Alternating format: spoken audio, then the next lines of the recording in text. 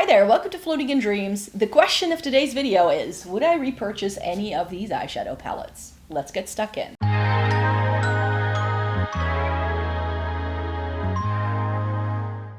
Welcome to everybody watching today. Thank you so very much for joining me. Welcome to the video that I like to do once a month on here, where I grab 10 random palettes from my makeup collection and ask myself the question, would I buy these again if these came out today? Or if my house burned down and I lost my entire makeup collection, would I be sad to see these go? Or would I want to make a point of going online and trying to find them again? So that's what I have for you. I don't think I featured any of these yet, so let me just get stuck in. Before we get into the video though, and you've never been to my channel, I would like to introduce myself and what I like doing on this channel. Hi, my name is Maaike. I live in the Netherlands. I have fair skin with a cool to neutral undertone, and this greatly influences how I feel about makeup.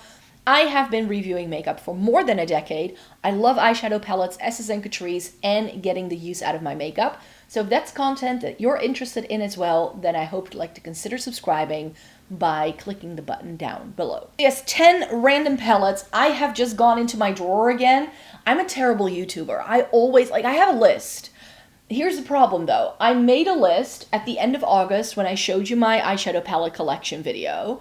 I typed along and I made a Google Doc to have all of my eyeshadow palettes in one place. And then I was like, oh, that's great, because then I can like take them off the list and, you know, it will be super easy. What's happened though is I didn't notice this until like now, having done a couple of these videos, is that when you make a mistake in the Google Doc will actually replace the name in the Excel file with just the X that I want to use to actually like tick it off the list. So I now don't always know which palettes I've already featured. So it was a good idea in concept to have a full list of all of my eyeshadow palettes and like keeping track of it that way. So yeah, maybe if any of these have already shown up in a video like this, I do apologize, but it's just a nice little ragtag selection again of palettes and some colorful things, because I don't think I featured a lot of my more colorful palettes in a video like this. So let me just get stuck in. I've got 10 of them here today. Let me start with something small and colorful first. This palette sits forgotten in my makeup collection. It's the Sugarpill Funsize palette, which has, it's gotten not that many great reviews, because when you swatch this, it looks very, very weak, but this palette performs really, really well with brushes. I bought this back when I was in my colorful phase. Yes, I had a colorful phase, people. From like 2018 till like 2020, I was very much into colorful eyeshadow, and I was playing around with all the colors, and that's where some of my rainbow, like neon sort of vibe palettes come in. And this was definitely purchased at that time. I don't think this is still available though. And the reason why it's still hanging on in my collection is because it has a couple of really pretty shades. These like pastely things are really nice. I love this periwinkle. It's the periwinkle that makes the palette for me, I'm not gonna lie. You do get two pinks that I feel are too similar. The difference is that this is a cool tone pink and this is a warm tone pink. That's the only difference there is. There isn't a whole lot of depth in this. There are no shimmers. There's a lot of things it doesn't have as well. It does have like a chartreuse kind of vibe here as well. Nothing that's like a true red. This is more of an orange on me, but it's got some really pretty shades. And for a while there, this has been like a brighter neon leaning pastel palette that has sort of like been sitting in that spot in my collection. And at this point in time, I'm like, you know, this is not like, with where my makeup collection stands today, like my eyeshadow palette collection, I have, I think, other palettes now that would fit this bill for me that I didn't have when I purchased this. So I don't think I would run out to get this if this came out today, nor would I be super sad to see it go. I have been struggling with this though, in terms of like getting it to a declutter pile. I'm thinking maybe this year is the year that I say goodbye to the Sugarpill Funsize. However, it's cute. We've got the cat. It's small. It's slim. it's portable, and it does have a couple of shades that I feel I don't have anywhere else. And of course, I could take them out, repress them into a different pan, and migrate them into my singles collection. But I also know that then those shades really go to die, because I don't reach for these kind of shades within my singles collection at all. So part of me wants to keep it because it is such a unique, great, small palette that doesn't take up a lot of space. But at the same time, I haven't reached for this in like 3 years. So do I then still need it? You know, it's been a while since I was into shades like this. And I think I have other palettes that can do this for me now. But still, I really like this one. So I'm not sure, like, it's going to be a tough decision once we get to the cluttering. I'm going to be filming them later this month, and they're going to go live in March.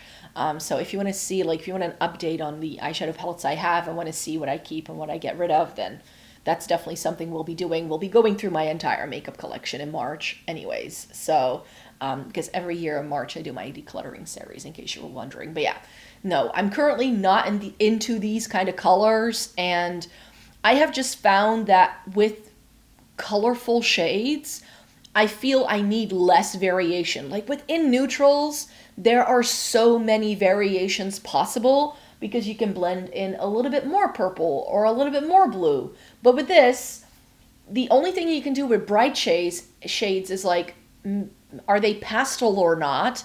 And how much saturation do they have? And are they a shimmer? But I feel within like a bright shade to still be bright and show up nicely on my skin tone, there's a very small window of what those things can do. So I have dwindled down my rainbow and colorful palettes over the years for sure. And this is one that I've still kept around. So yeah, I don't think I would run out and get this anymore. A warm toned palette then, and a warm toned palette I have always mentioned is one of my favorite warm toned eyeshadow palettes in my entire makeup collection. And this is one where I'm like, this I may have featured before, or it must have been one of my other Nabla Cutie palettes, because I think I featured the blue one before and not this one, if I'm not mistaken. This is the Analogue palette, and I know a lot of people always want to know what are your favorite picks for warm tones. And this is still, like, when I look at this, I'm still like, oh, but she's so pretty.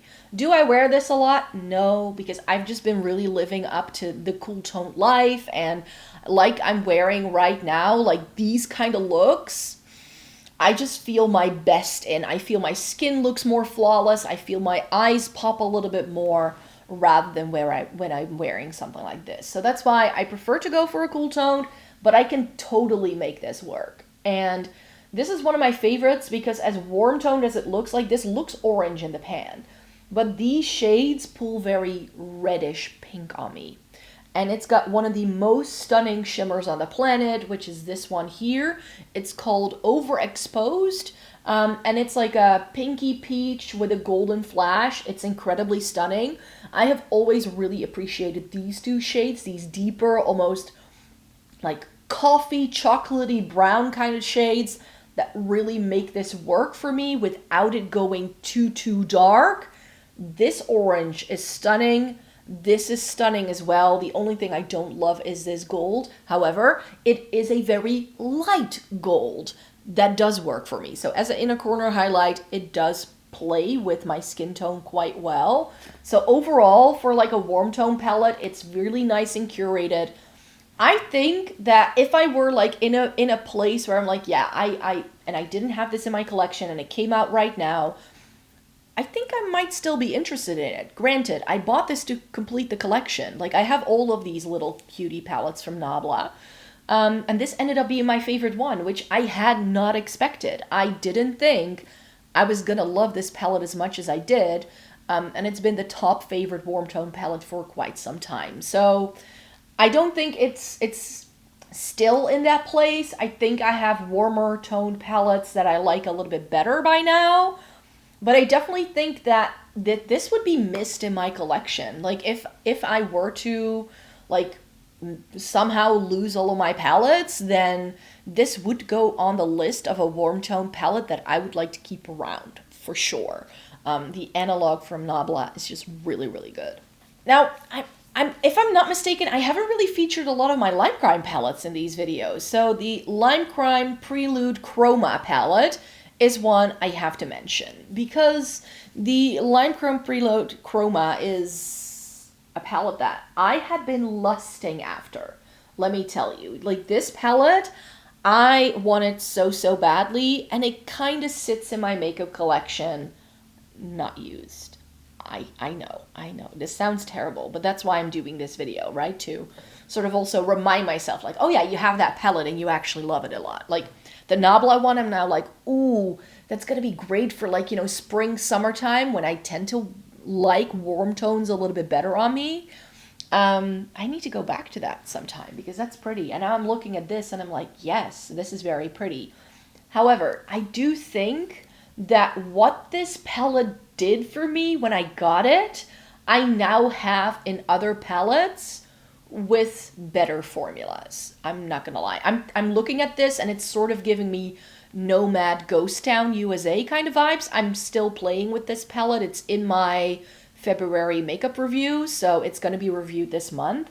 But I feel these like teals with like the purple and the pops of warm tones, I can do that with other palettes by now. And the reason why I'm saying that this I probably have in my collection in a better formula by now, probably from an indie brand, is because some of the mattes in here are quite dry. I've always appreciated, I really enjoy the teals. Like, this looks white in the pan, but it actually has a green-blue flip. It's a duochrome, and this was like back when not a lot of brands did duochromes, right?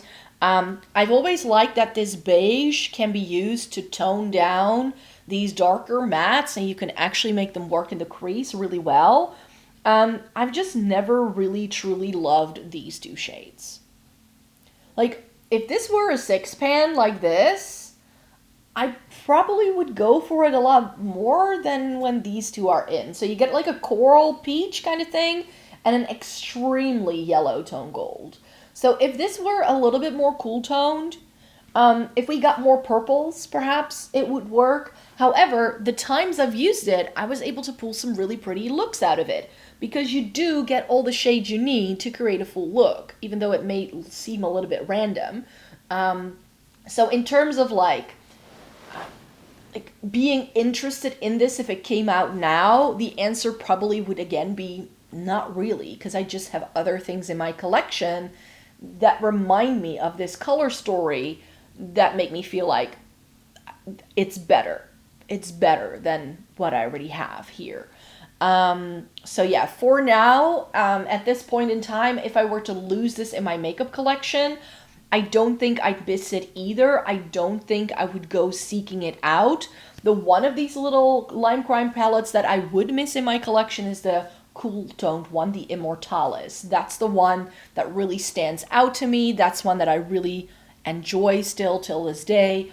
I just feel that this gets to stay every year when I declutter my makeup collection because it is more unique in terms of the color story, but I don't love how bulky this packaging is, and Lime Crime as a brand, like, they haven't really done anything too interesting in recent years either, so they're not necessarily a brand that is top of mind, and I would miss my two larger Lime Crime palettes more so than these little ones. Another brand that I have a bunch of palettes by, and I've lost track which ones by this brand I've shown you and which I haven't, but Zoeva. I still have a bunch of Zoeva palettes to chat to you about.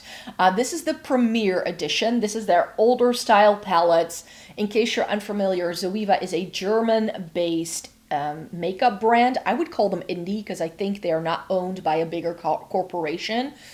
They are mainly found online, even though in certain places here in Europe, you can find them in Douglas. And for a minute there, they had a little bit of hype in the online beauty community because they were also available in the US.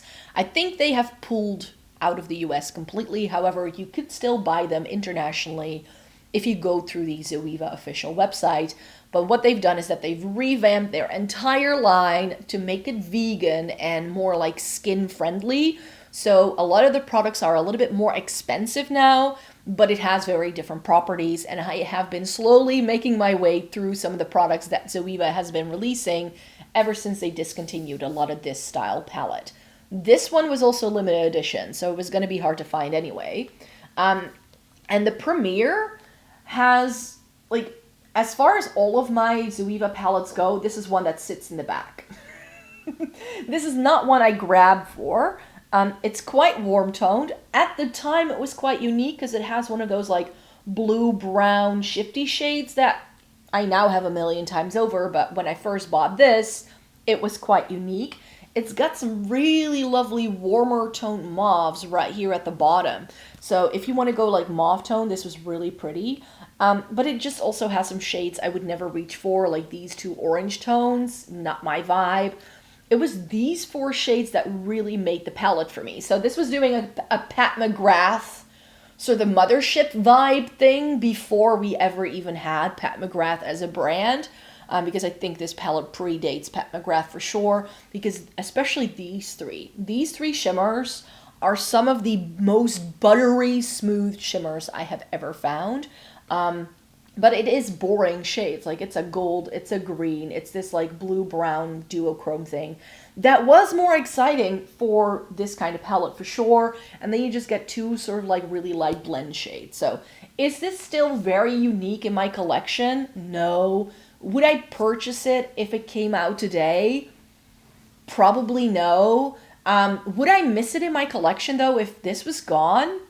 Yes, because I struggle pulling apart my Zoeva collection. I've decluttered some that I really didn't like the quality of. There were only like 2 or 3 of them that really didn't work for me. The Rose Golden comes to mind. The Urban Matte, which was an all matte palette, and all matte palette just aren't my vibe. And also the, what's it? The one with the bright blue. The Opulence. The Opulence palette, which is actually the reason why I think a lot of people are overlooking Zoeva, because a lot of people got them in like a box, like one of those like subscription boxes had that Opulence palette in it. It was like one of the worst Zoeva palettes I've ever tried. So if that's the only Zoeva palette you've ever tried, give them another chance, because their new formula is really, really good. It's just they're doing more natural things. They're not really doing like different color stories like this anymore. Out of all of my Zoeva palettes, I think this is my least favorite color story that I have. And it's not really one that I'm super interested in going back in. But it stays in my collection because it's a Zoeva palette. Does that make sense? I was like, you know what? I also have a bunch of Juvia's Place palettes that I don't think I've talked about yet. The Douce, I don't think this is still available. This was the pastel palette from Juvia's Place that they came out with. Mine is very lightly used because these are just not the kind of shades I normally go for.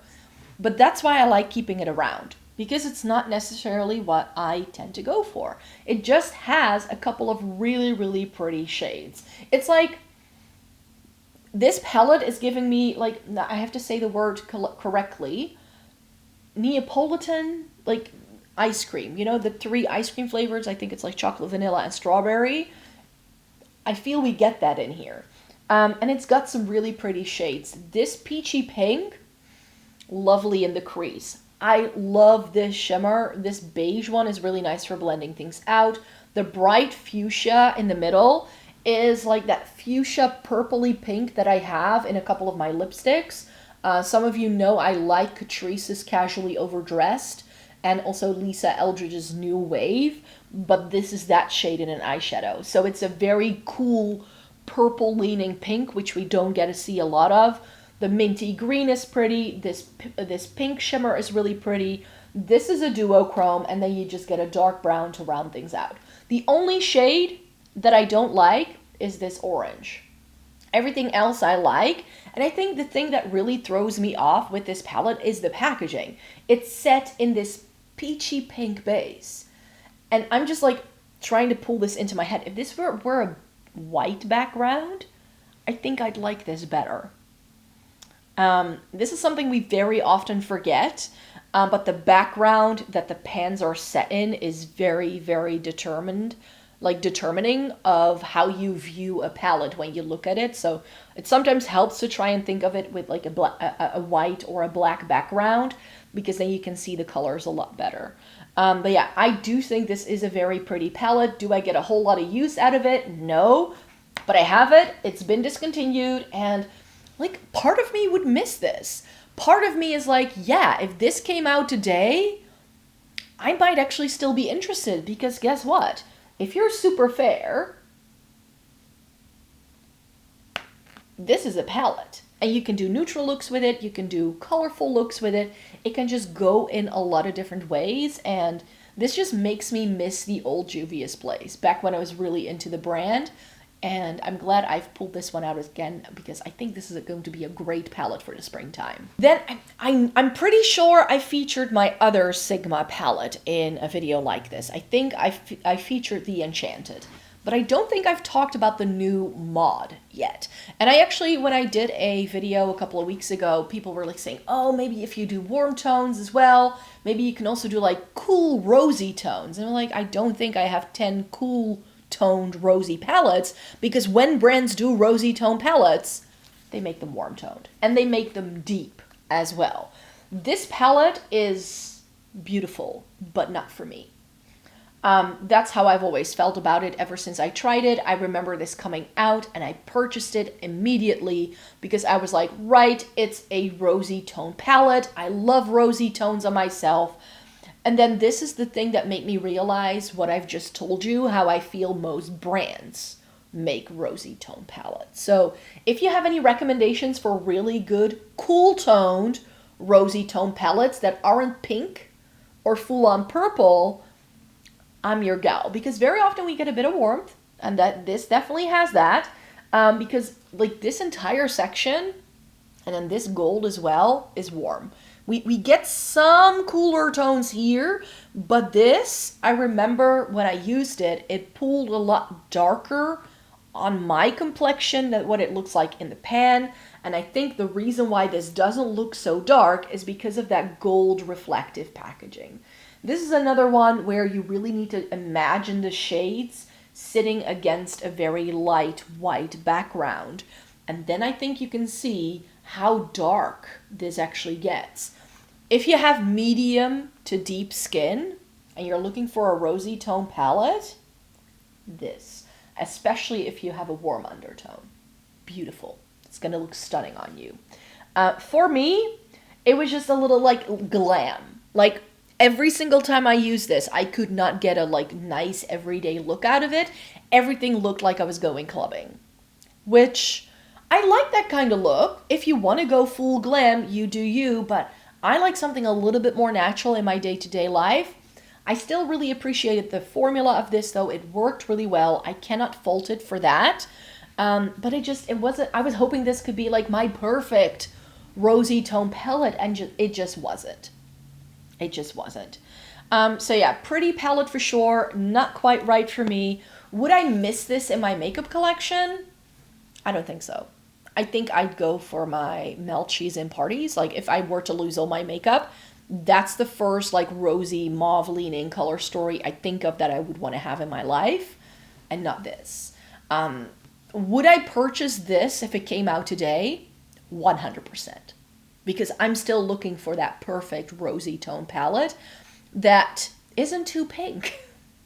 I mean, I have my Huda Beauty Rose Quartz and stuff, so I have a couple, but I don't think I have quite enough to do a dedicated video with, like some of you were telling me to do. So let me know if you have any recommendations, like I mentioned. But this, yeah, it's very, very pretty, and it looks pretty. I do enjoy the Sigma brand. The color story wasn't quite right for me, but I could not tell that until I was using it. So yes, if this were launched today, I would definitely succumb yet again and purchase it to see if it was right for me. More warm tones then, because we need to go through some of the warm tone palettes as well. It's not that I don't like warm tones, you guys. This is one of my favorites. If I want to go warm toned, I want this kind of color story. This is from Game Beauty. It's the only palette from Game Beauty that I've kept in my active makeup collection. The packaging is just too stunning to like declutter it fully. So I still have the other two as well, but those I didn't love as much as I did this. Because what does this do? It's a warm tone palette with a pop of teal. Like if I'm going warm toned, this is what I want from brands. I love a warm tone that I can contrast with a tealy blue. A bright blue is fine as well. But teal, like if it's got that green base to it, So, so stunning. And like with the Chroma palette from Lime Crime, it's got a white that actually has this blue-green flip. So this isn't a full-on white. It goes with this a little bit more.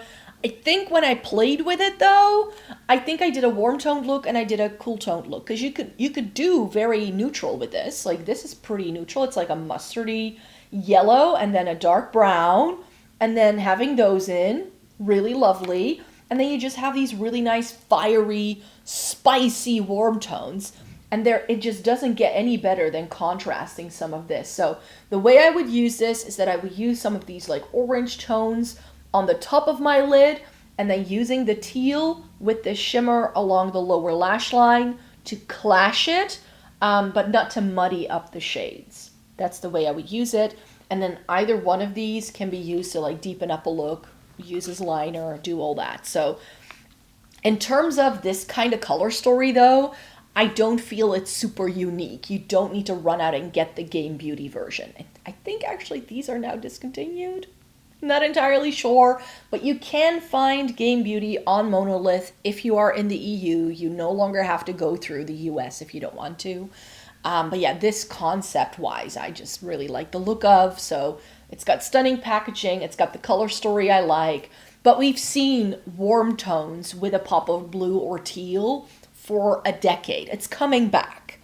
It's coming back. We've already seen a couple of palettes being released over the summertime in 2023, and I really think that in 2024 we're gonna see more of this, but from like mainstream brands, you could say, maybe some indie brands as well. So yeah, the idea of a warm tone neutral with a pop of blue isn't new to the market. I can think of the Urban Decay Beach palette that did this. We had the ColourPop Dream Street that did this. But I'm definitely thinking that this is going to come back because it's such a classic and it's such a great way to make really fiery warm tones super, super wearable for everyone.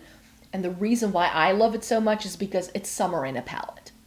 It's like, you know, the hot sandy beach, but then you get the blue of the ocean. It's the best contrast. The best contrast. So really appreciate that one. Do I need this one particularly?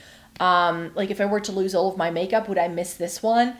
I don't think so, because there are so many palettes out there that do this. I know I just need to wait for like a year and then something new will come out that does exactly this.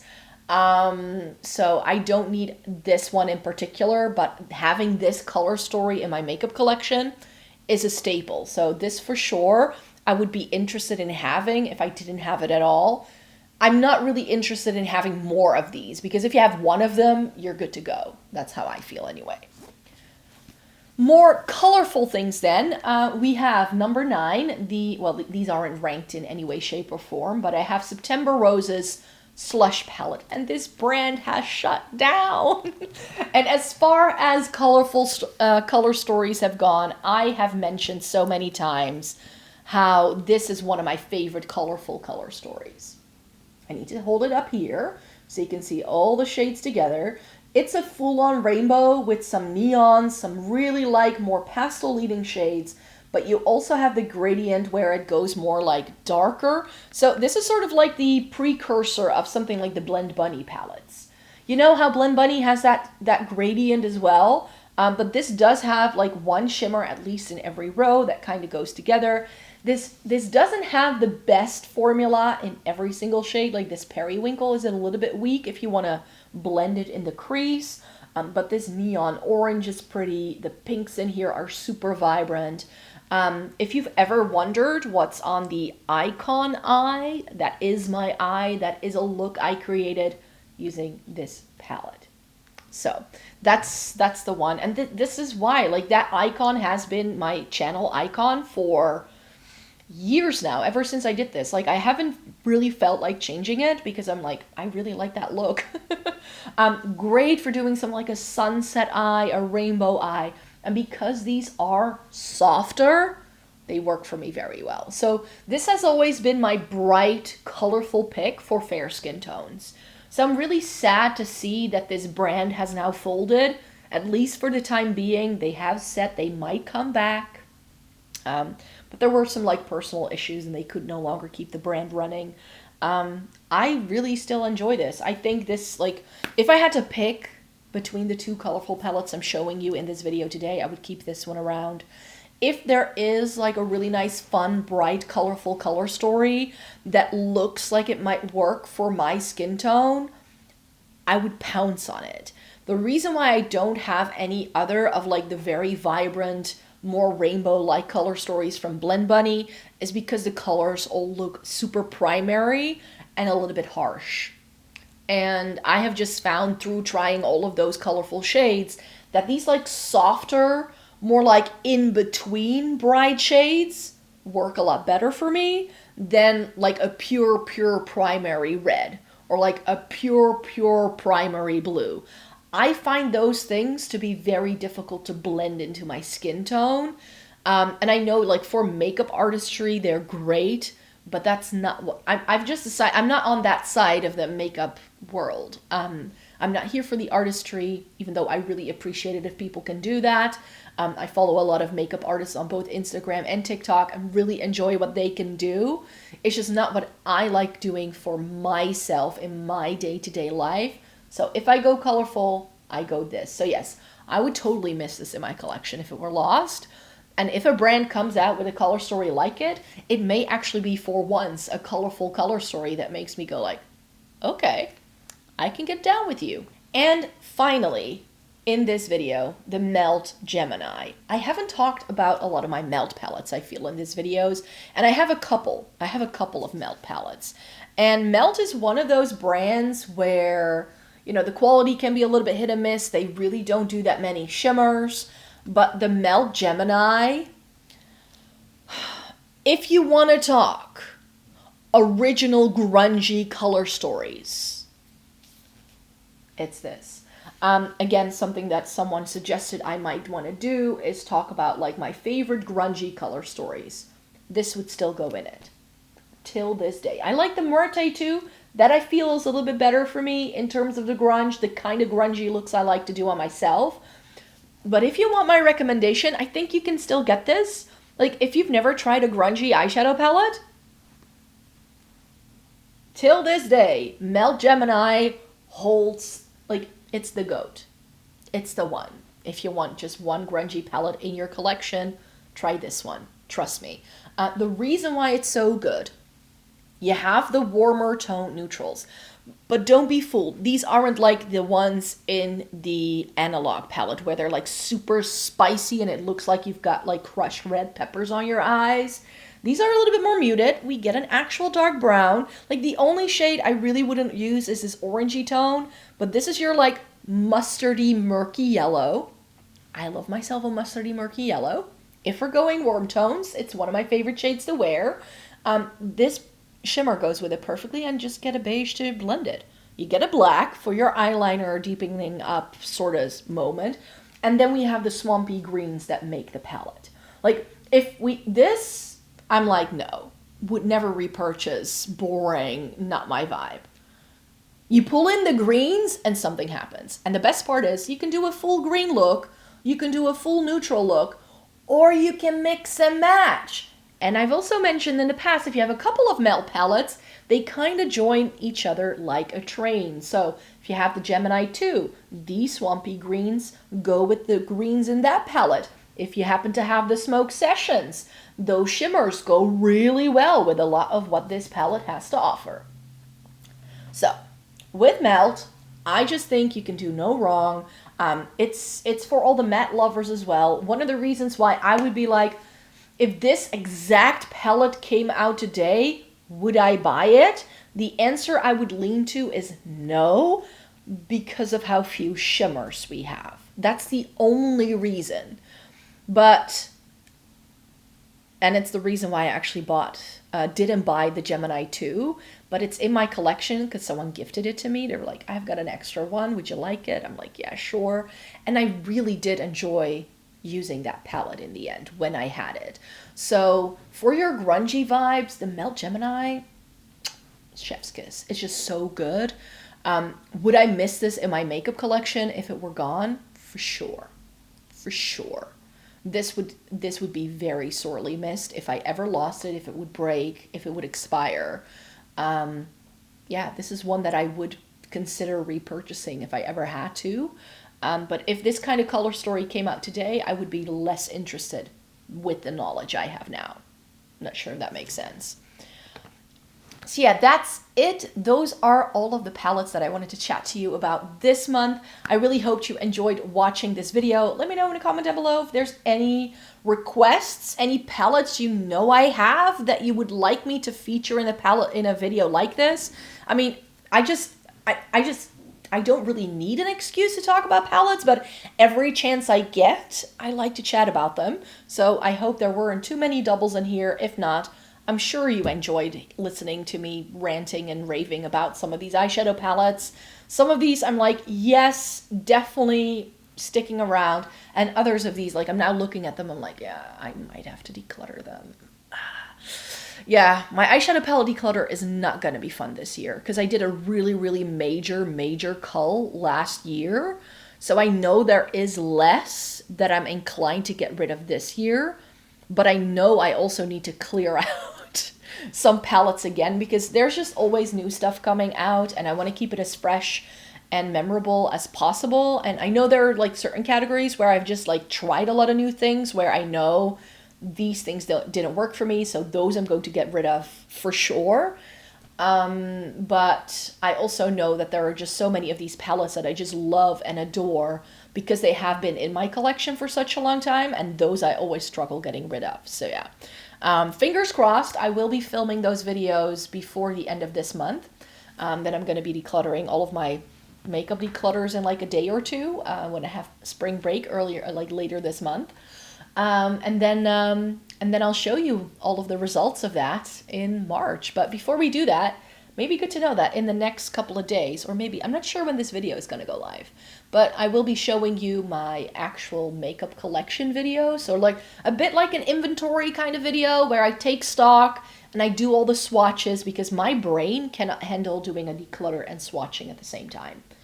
I want to keep everything when I swatch things. So in my declutters, there's no swatching, which is why I'm sort of like showing you everything beforehand and show you all the swatches so that if you just want to have a look, it's not going to feature eyeshadow palettes, but it is going to feature pretty much everything else. So stay tuned for that if that isn't up yet. If it is up, I'll leave links in the description box down below so you can have a look at what's actually in my makeup collection. So thank you so very much for joining me. Thumbs up the video, and then I hope to see you in my next one.